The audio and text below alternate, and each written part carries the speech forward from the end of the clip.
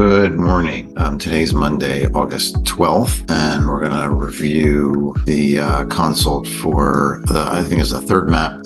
She is a, 12-year-old right-handed female with autism, presenting with a variety of challenges, including anger management, anxiety, obsessiveness, eye contact, social skills, or reading, writing, focus, other autism challenges. Looking at her larger report here, we'll first take a look at some comparisons in eyes closed here, where there are no matching components. Same is true with eyes open. A little change in connectivity, but again, without the matching components and dipoles, it's really hard to determine how valid this is. It is significant that all the dipoles have changed, so the areas that were the most significant prior to this assessment are now have dropped down on the list of priorities and have improved. So starting with their eyes closed, we see 5 components, and the source localization of those are mainly across the midline, parietal, frontal regions, some a little deeper in the brain. We'll see where those are. Number 1, down into the parahippocampal gyrus on the right side, has a lot to do with anxiety and emotional regulation. And number 2, into the basal ganglia and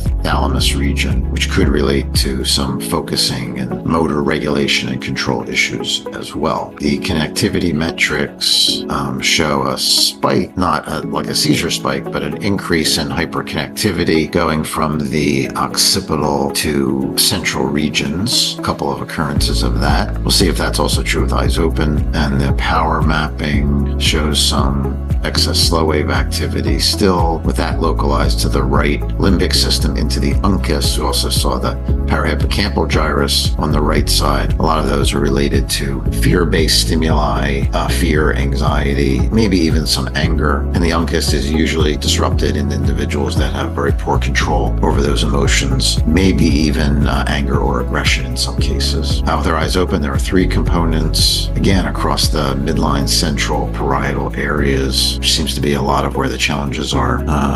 Connectivity's not as hyper-connected in this one, so that's a good sign.